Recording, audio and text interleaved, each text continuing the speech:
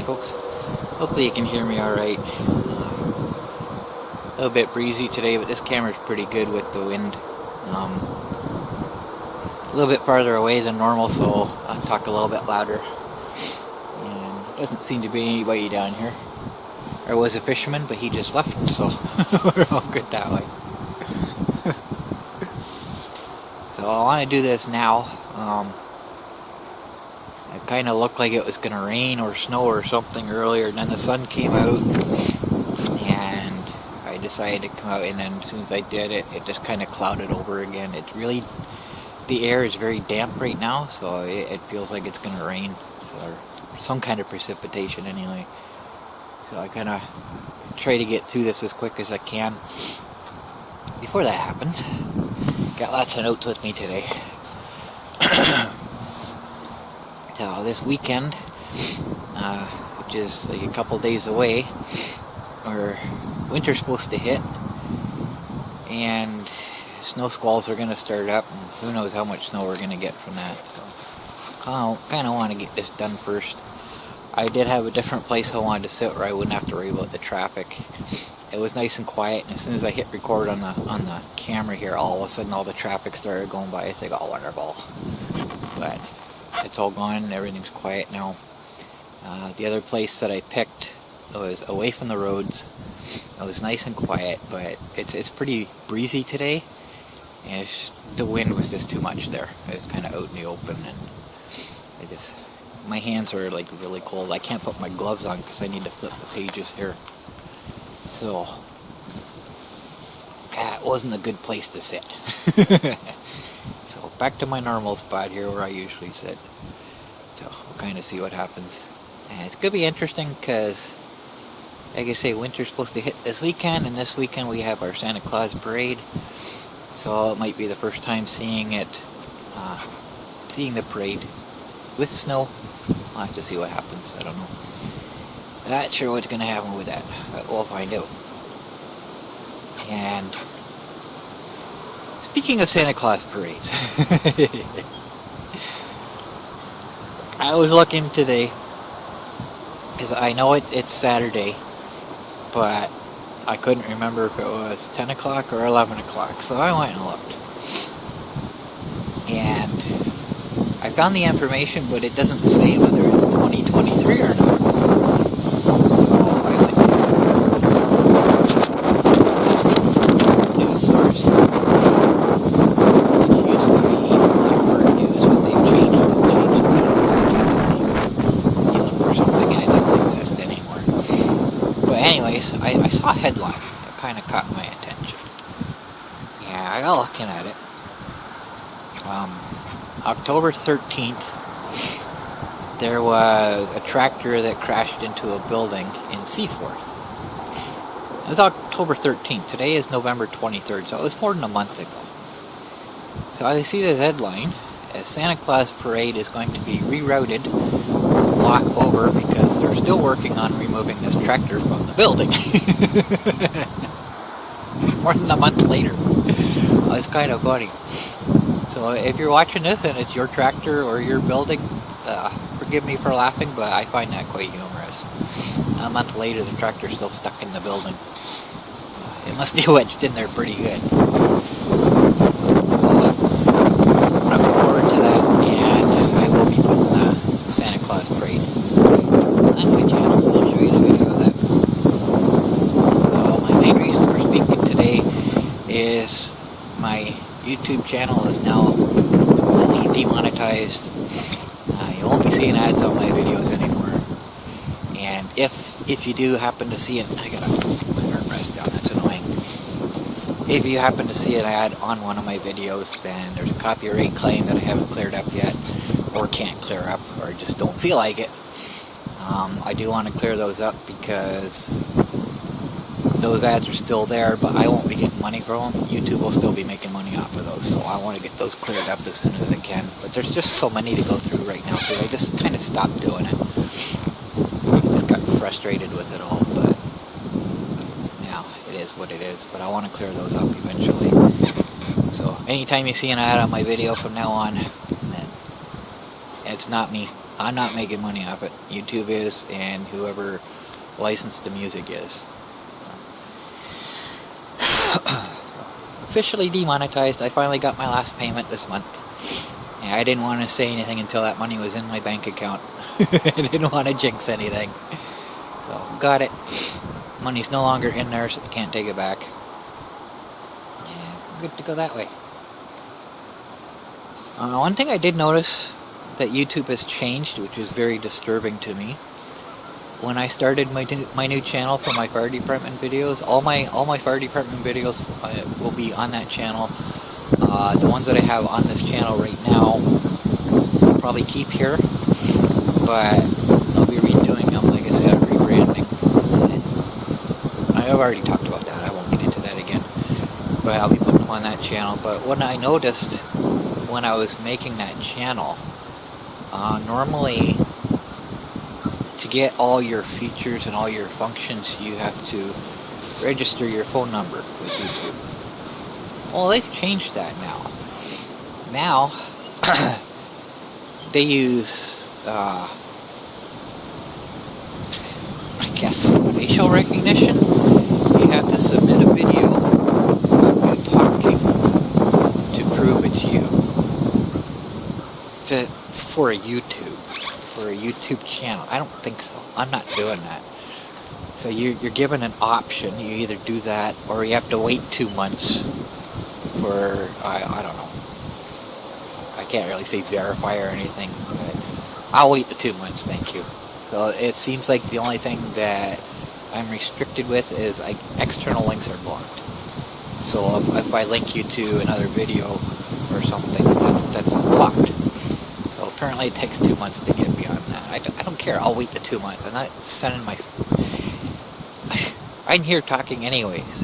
This is on YouTube. They've already got my face. They've got my voice. I'm not submitting that crap that they can sell to somebody else, right? Which is the purpose of it. That's what they're doing. That's what all the sites do. But anyways, I'm not going to get into that. I'm just going to get myself all upset.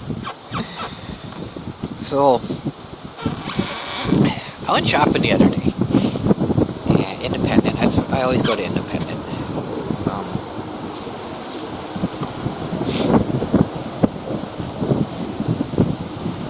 Okay. I just saw a school bus go by. It's only 2:15. They shouldn't be out yet. It's probably empty.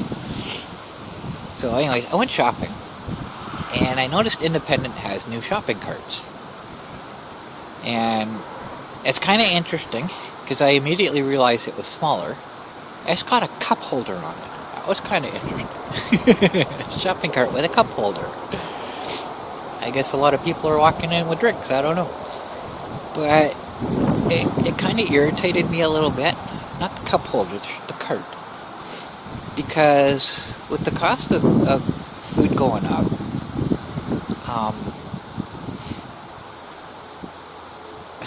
rather than just raising the price, they're lowering the quantity that you're buying. Like, it's called shrinkflation. You're still paying the same amount, but it's a smaller package, you're getting less. I don't agree with that. I hate when they do that. I would rather, I know the prices are going up. I'd rather pay more for what I've already been getting, get the same amount that I normally get, because it lasts me the amount of time I'm used to, rather than getting a smaller package that I have to buy more often. I don't agree with that. It really angers me that they're doing that.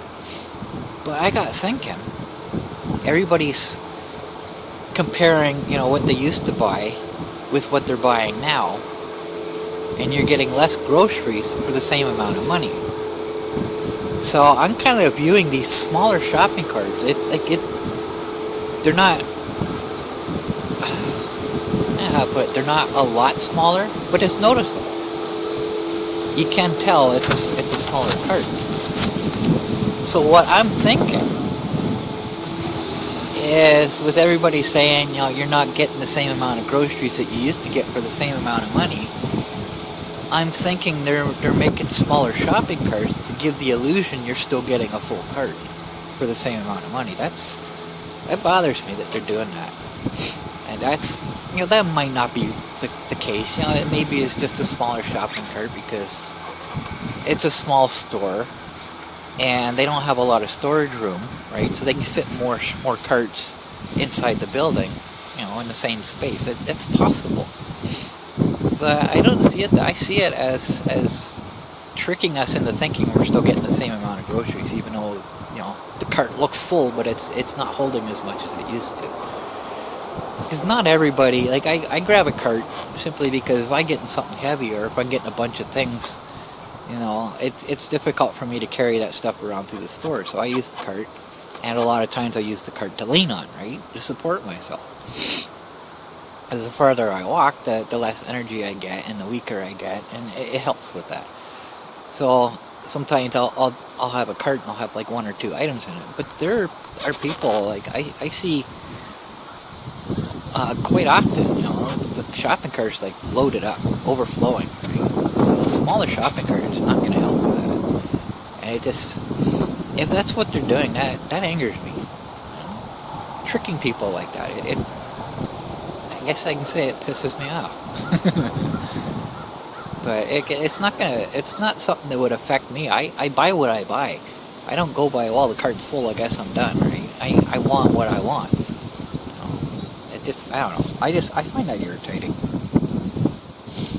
I didn't really want to talk about that, but I just kind of threw it on my list here, and I decided, why not? So, we had, if you remember the homeless camp that burnt, we had another tent fire a couple nights ago. And I was listening to the fire department. And it's not the same people. Those people aren't up at Canada Crane anymore. I don't know if they kicked them off their property or not. But they were there for a while after the fire. But they're at the edge of a cornfield up behind the schools now. And I was talking to I was talking to a police officer today about this other tent fire, and we're talking about them. And they're familiar with them. They know they're there. And they said that they've got a wood stove out there. They've got 2 or 3 dogs. I know they had 2 dogs. They said they got cats. I asked them if they still had the turkey, because apparently they have a pet turkey. He's not sure about that, so I don't know. But it's kind of funny. They got a wood stove out there. That's actually kind of cool. I said to him, I says, when they were behind Canada Crane, they had this nice little community set up, and he said, yeah, that's pretty much what they got out there now too. So, they may be homeless, but they're living the high life, right? A wood stove. That's kind of cool. I guess maybe that's a safe way of having a fire without, risking burning your tent down or whatever. But this other tent is in a different spot. It's down by the dam. And I was sitting down there, and there was somebody walking across the bridge, and someone at the other end yelling, it's like, I'm over here or something, trying to get his attention or something. So he crossed over and was heading towards the apartment building. And this other guy was walking across the bridge. He's still yelling. And there's a tent. I could see. I can't really see it well, but behind the apartment building, there's an open space. Land anyways. It's not it's unoccupied. And then there's the bush, and then the river. Well, you can just see the blue tent on the other side of the bush, the top of the riverbank. And this guy that was following along, he gets over the tent and he's yelling away. And then he turns around and he heads back across the bridge again.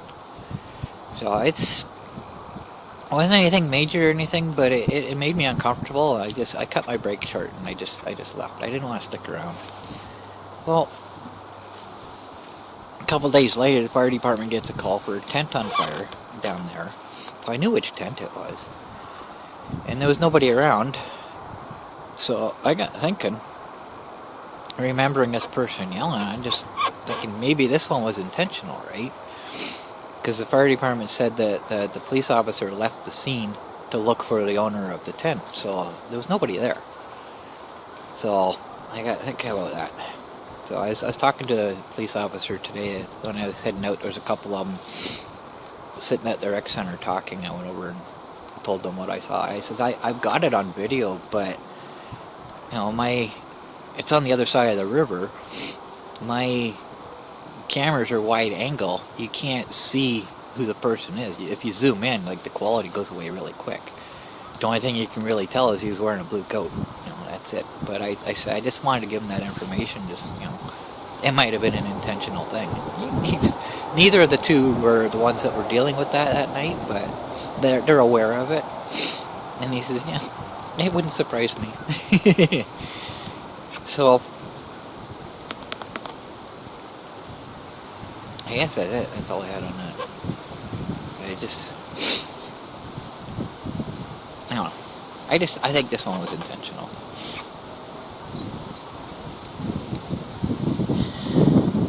So,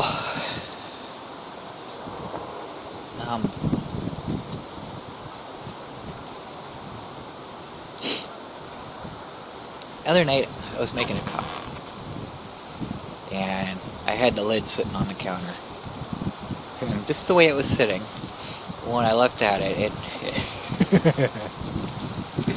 I'll show you a picture of it. What does that make you think of? Do you remember the monkeys with the symbols? Immediately, that's what I thought of when I saw that. That's a McDonald's lid. I know. Tim Hortons lids are a little bit different. They've got the maple leaf indentation on it. It's a little bit different, but as soon as I saw that, immediately I thought of that freaky monkey. I thought that was kind of funny. And here comes the rain. Okay, well, I'm done with this now. So that in here, I gotta put my gloves on because my hands are freezing. And I don't need to. Yes, I do. Oh, crap. Because I am going to talk about monetization on YouTube for anybody that might be starting out. So I am going to need this.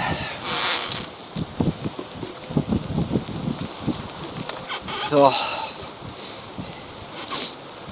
any creator on YouTube, anybody who's been successful, I don't know about anybody else, but especially the successful ones, they'll all tell you the same thing. It takes a long time to make it on YouTube. And I don't know what the definition of successful would be for me. Kind of successful because I was doing what I wanted to do, but not successful in the sense that YouTube was supporting me. Like, it wasn't my main income. So I don't consider it successful under that definition. But I was doing what I wanted to do. I was happy with what I was doing. I was enjoying it. I was getting money from it. So I was successful that way. But if anybody's gonna start out now, I just hope the raindrops aren't hitting the lens. If anybody wants to start out now,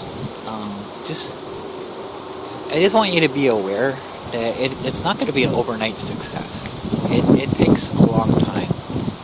And a lot of people will tell you at least a year. Some cases even more. So when I first started my monetization, I mentioned how slowly it started out. So I'm going to show you my records from that. And I started in April. Actually, I started in March, actually, because you don't get any kind of information until the next month. So for April 1st, I had earned 75 cents. That's what I earned in March. So everything is a month behind, or whatever. Month ahead, month behind, however you want to look at it.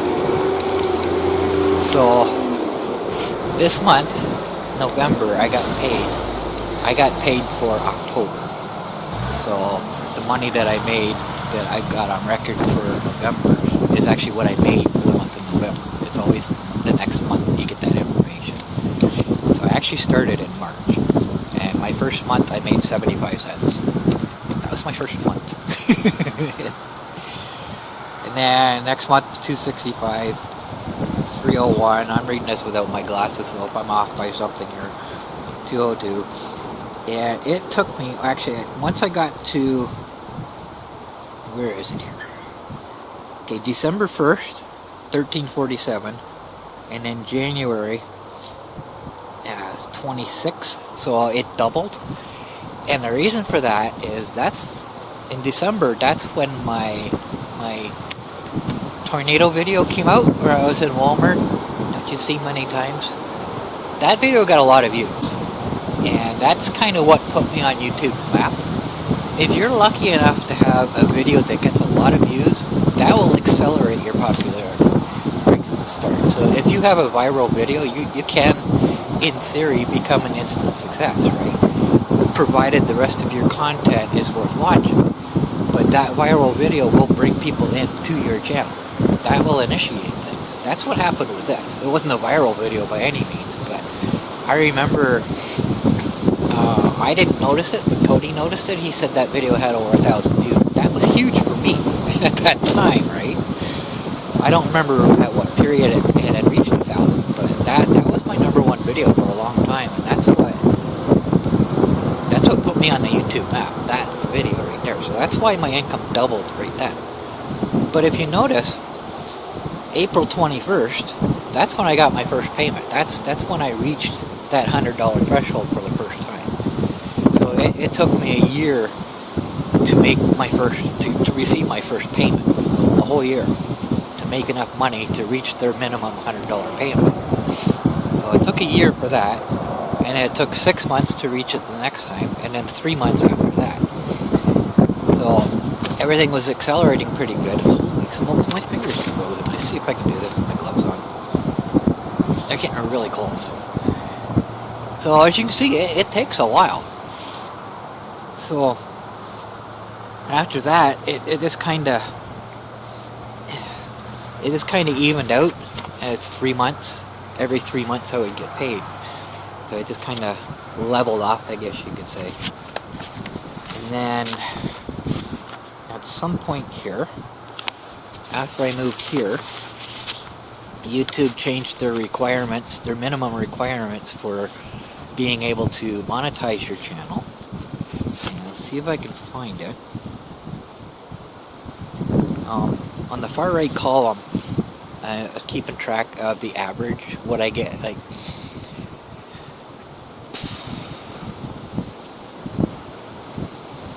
I guess an average monthly earning. So each month I'd keep track of how much I earned and how many months have passed by since I started. I just kind of got an average, and it's gradually going up. And I got to March of 2018. That's a month after I moved here, and all of a sudden my channel was no longer monetized because I didn't meet their minimum requirements, which was 4,000 watch hours and 1,000 subscribers. I didn't quite have 1,000 subscribers yet. That was close. So from March to October, I don't have anything because I wasn't monetized at that time. But I didn't keep the monthly average going because I was only doing an average for what I got paid per month. So those months that I wasn't getting paid, I didn't include. That would have really dropped my average down as it was. So I continued on from there, and it's 4 months, or 5 months, 6 months, you know. It was kind of interesting, but it was getting better. I got to 2020, and it's like 2 months, you know, and I was getting paid every month. And 2020 was my favorite year. I have my two most popular videos are that tornado video and my monster review video. Those are the two videos that on my channel have the most views. Those are my top two videos. Neither of them are anything special, but you know, they're I guess of interest to the most number of people. I guess that's what brings people to my channel, those two videos. But as far as time period goes, 2020 was my best as far as views per video. 2020, I think I was doing a video every day. That's when I had my Monster in Its Natural Habitat series come out, And that's also the year that I had my Every Street in and around Wingham series come out. So that was my best year as far as performance goes, as far as gaining subscribers and number of views and that. Unfortunately, after that is when YouTube expanded my reach, I guess you could say, and I was getting more viewers from outside of whatever my restriction was. And unfortunately, that's when the negativity started, and that just kind of killed my desire, I guess, to really do any more as far as special series and stuff like that. So I don't know, it kind of killed my creativity. And then I had that video come out that YouTube didn't like. And all of a sudden my view count dropped on all videos, everything. And it just got farther and farther. And then I'm back to like every 6 months, getting paid every 6 months. So as of right now, of November of this year, I have made $3,831.77. In the 8.5 years I've been on YouTube, that's how much I made total. And it was an average of $39.10. Average of $39.10 per month. If you're in it for the money, it's not worth that, right? But like I say, it was never about the money. This is all free money. I didn't do anything to earn this money. I just making money off of the videos I was already making, right? And in some cases, yes, I was doing extra stuff, just, for the purpose of keeping my channel going, getting viewers and that. But it never really went anywhere special. And the most I ever made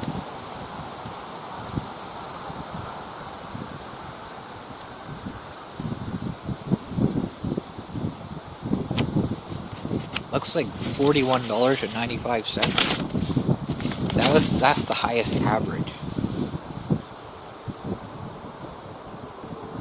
Yeah. The highest average per month that I had was $41.90 whatever cents. So it's not good. But like I say, I'm not gonna complain about it because it's free money. But my point is,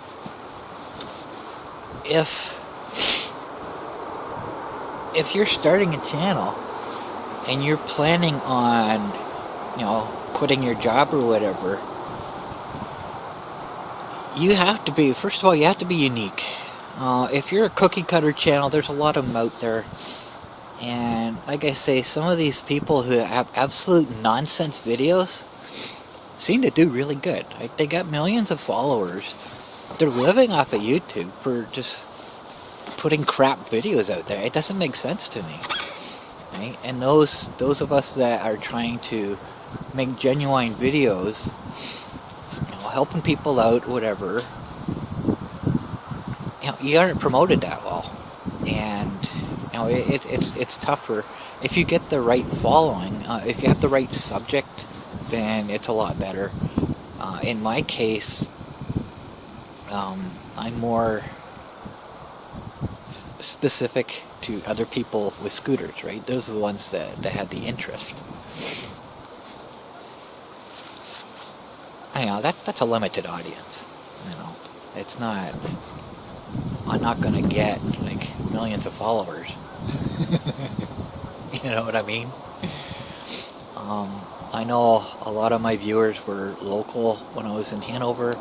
A lot of my viewers are local here, not disabled people, but just because people know who I am. You know what I mean? I have some friends that have subscribed. None of my family members are on YouTube. So I know I have a sister that watches, but she doesn't have a YouTube account, so she's not subscribed or anything. But it's kind of,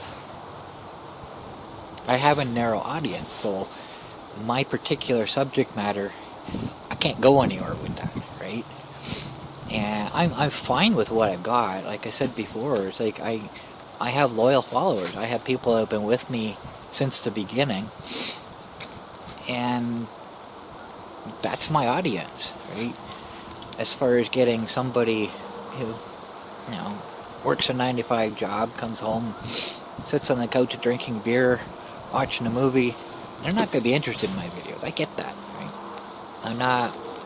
I don't have that kind of audience. And like I said, I don't care. That's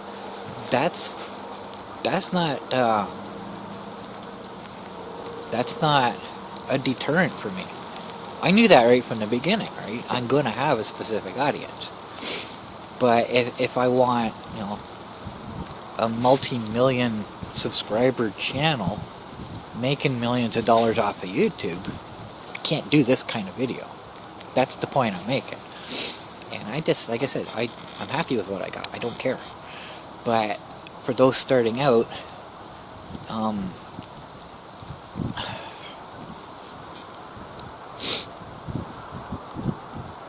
don't know how to put it. I don't know how to put it. But my point is, think ahead of time. Like, you can start out making whatever.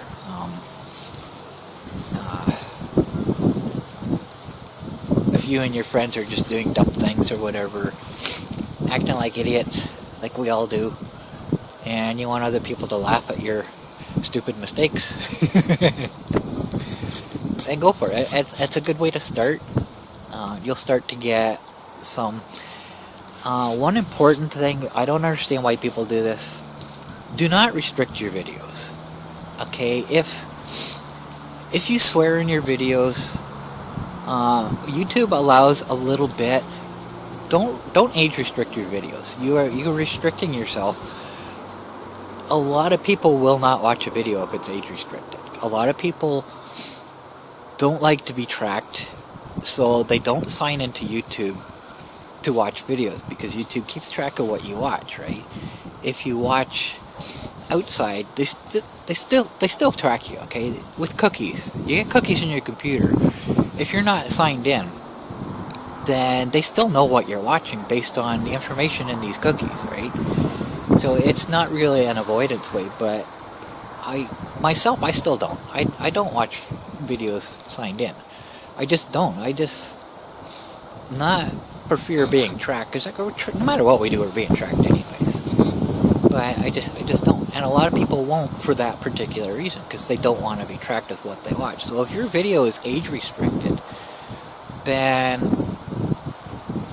you're automatically turning away a lot of people for that.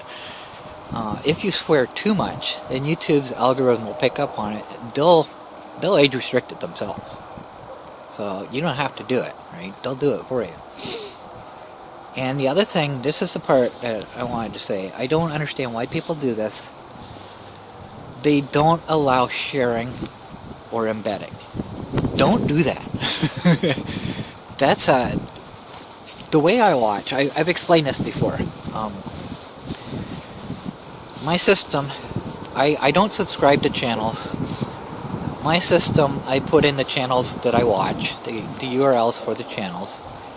And you can change your channel name, it doesn't matter. I go by the actual, 32-digit number, letter number combination that YouTube assigns your channel. That's your unique channel identifier. You can name your channel whatever you want, that identifier, or change your channel name as many times as you want. That identifier never changes, so I use that. And when I look for my daily videos, my system goes through that automatically all day long at whatever specific interval per channel, and it looks for new videos that I haven't watched already.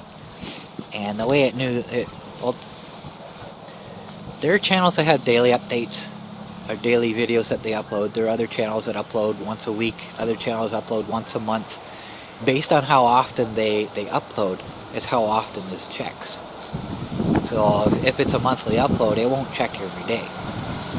If there's a daily upload, it'll look twice a day, simply because I don't know, like, whatever time period this cycles through.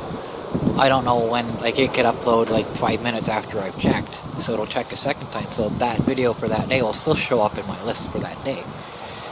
So I get this notice of how many videos, or how many YouTube channels have new videos, and then I can go through, and for each channel I can pick out the videos I want to watch, I want to keep or whatever, to add to my regular playlist, and I can make a playlist for that day of videos I want to watch, specifically for that day.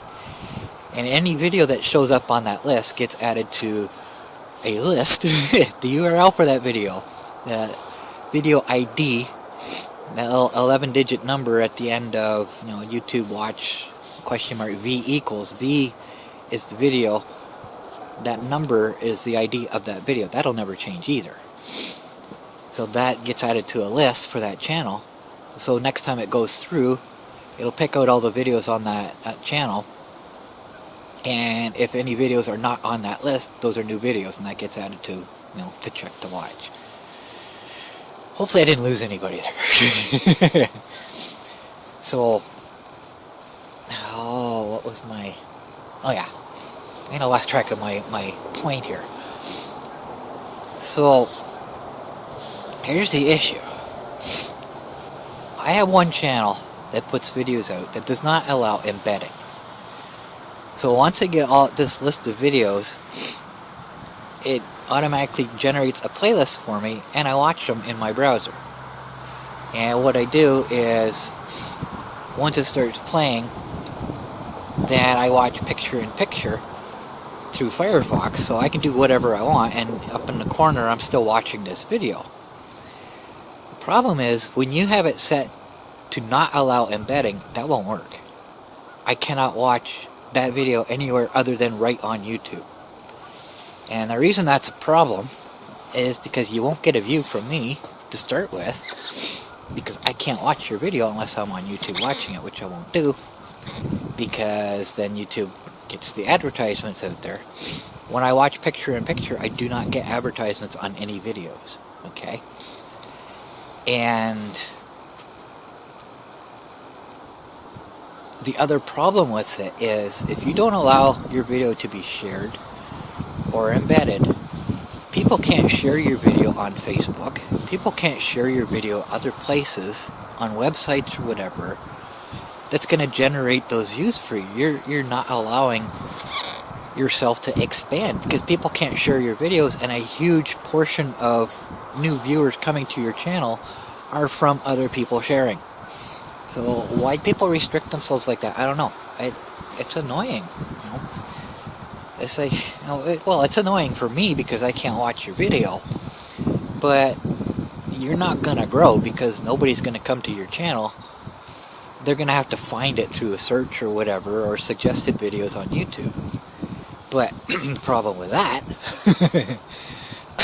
is, if you're not getting views on your video, you're not gonna have your videos suggested. So don't do that. Don't disallow embedding. Don't disallow sharing. I had somebody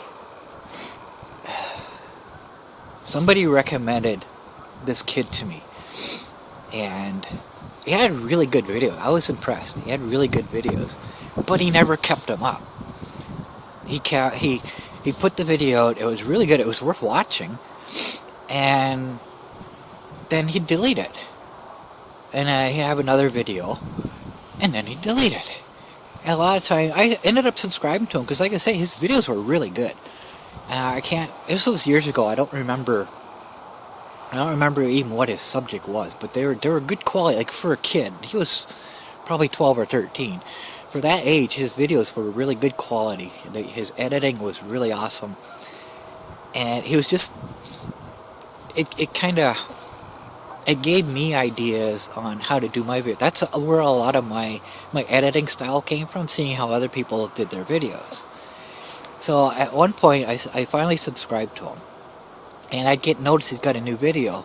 Before I got to watch that video, he'd already deleted it. And then he was asking how to make his channel grow and that.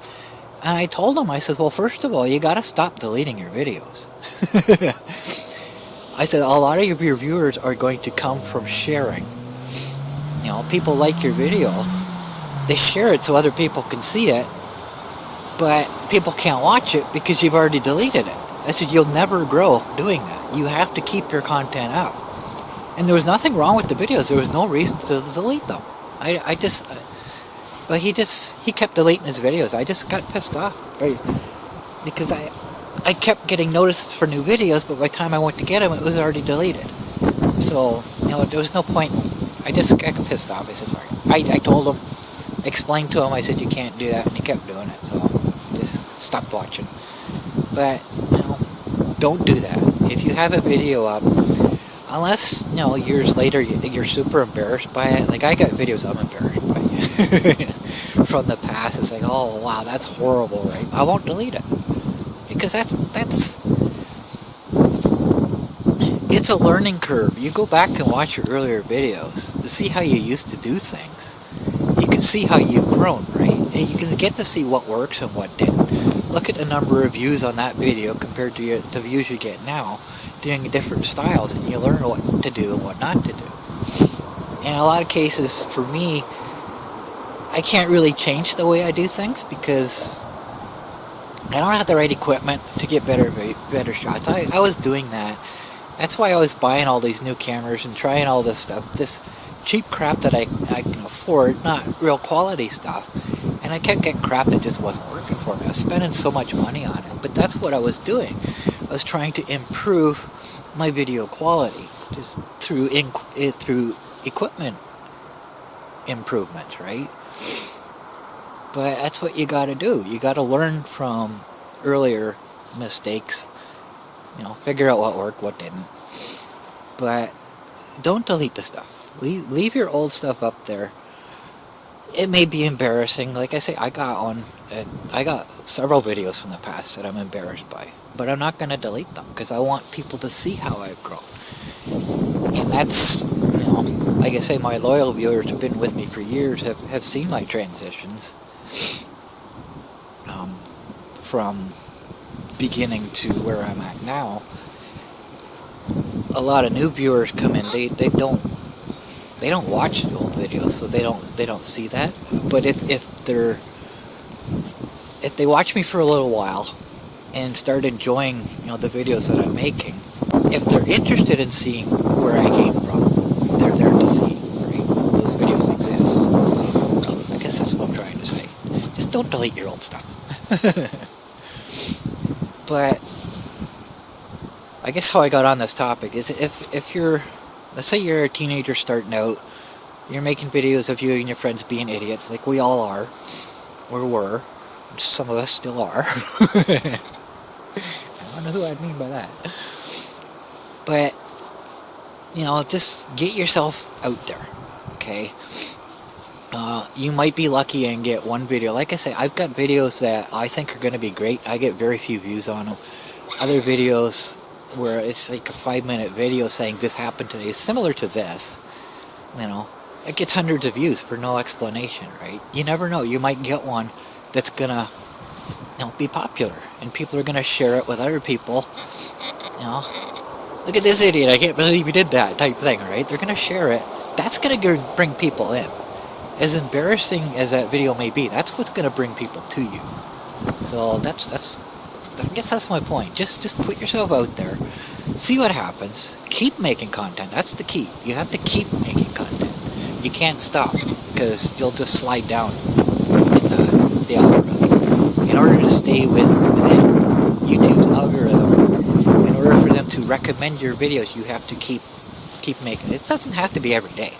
Every 2 days, every 3 days, once a week, right? But I found the most successful channels that I've seen on YouTube are once every 3 or 4 days. You watch every day, or you upload every day, people are going to get, if it's not good quality content with good subject, nobody's going to watch it every day. They're going to get tired of it, and they're going to get sick of getting notifications, so they're going to unsubscribe. I learned that a long time ago. So just keep it moderated, but keep going. Don't stop. And at some point, understand what it is that people are watching. watch the number of views you get per video. And the videos that get the most views on them, look at that video, compare it to the others, and try to understand why that got more. In a lot of cases, like I said, there's no explanation for it. But if you can see something you did different in that video as opposed to your others, try to do that again. Not the exact same thing. Don't duplicate the video. I jumped over a tree stump. I got a lot of views. I'm going to jump over a tree stump again. Look. Jump over a rock instead, right? Like I say, don't do the same thing, but do the same type of video and see what happens. If you still get a lot of views on jumping over a rock, the same views you got jumping over a stump, then you're onto something, right? If you don't, then it was a fluke. Okay? Yes, I don't know. But my point is, don't do what everybody else is doing. Do your own thing. Don't be a cookie cutter channel. That's really annoying.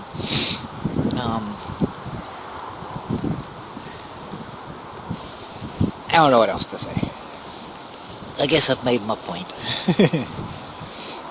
But just don't expect overnight success. It's gonna take time. Like I say, it took me over a year just to get to my first payment from YouTube. A lot of these top YouTubers will tell you it takes at least a year to start to be somebody on YouTube. So just be prepared for that. Don't get discouraged. If it takes longer, then it takes longer. If you do it quicker, awesome, right? Just don't get discouraged. But stay away from political stuff. YouTube won't allow that, especially if you're on the wrong side. That will hurt your channel severely. So just try to avoid that.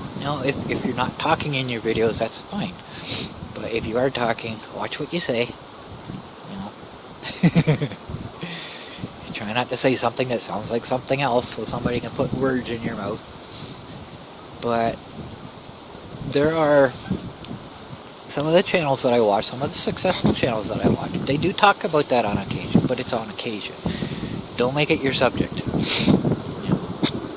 They make an observation on the things that they're seeing happening, and if it's occasional, it's not going to hurt you much. But if you're repeating it over and over, then YouTube's algorithm will pick up on that. And it will be a deterrent to your growth. Anyway, I guess that's it. I don't know what else to talk about. Doesn't look like this rain's going to let up anytime soon, so I guess I'm done.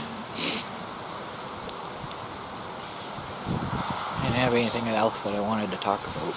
So, I guess that's it. So, hope you enjoyed this video, and I hope you learned something from it.